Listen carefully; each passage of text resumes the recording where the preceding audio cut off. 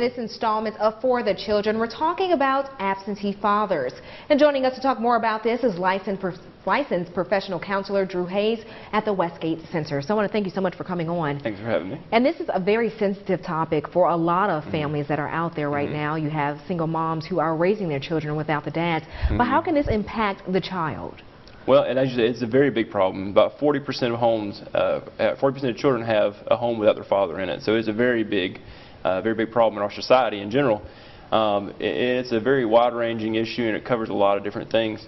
You know, specifically to the single mother who has a child there with no father, there's several different things they can do. I mean, I think a lot of times there's a lot of guilt and shame involved with that, and they try to overcompensate. You know, I think maybe having a support group, maybe that's helpful, or having some other women you can talk to the same issue. But I think also trying to encourage some male figure involvement for the child, that's important. It doesn't have to be all the time. It can be a few hours a week. You know, I think just a little bit can help getting some time with a male role model, whether it be an uncle or a grandparent or a coach or somebody they can spend time with. They can get you know, a male role model to be involved with. And why do you say that? What are the attributes that a father is bringing that the mother cannot? Well, you know, for a father in the home, I think it serves multiple roles.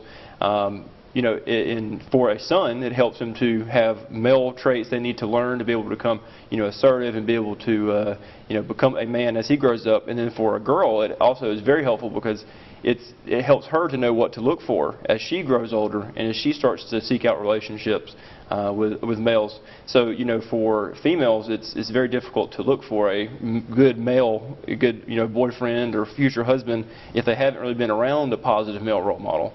So in those aspects, it's very important. And we see this all the time, especially with celebrities. I just throw that there because a lot of people are familiar with that.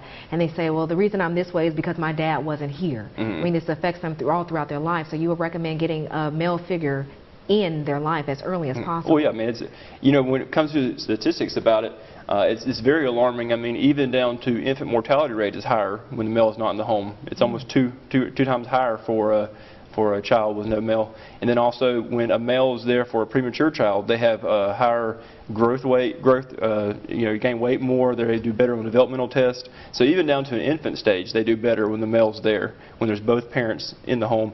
But you know, as they grow older, there's more behavioral problems, they're more likely to use drugs, more likely to, you know, any kind of dangerous behaviors, more likely to get in trouble in school, grades are usually lower.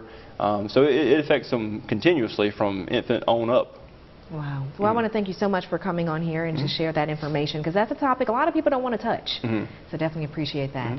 And if you would like to see this interview or past interviews, just go to our web channel, WTVY.com, and click on For the Children.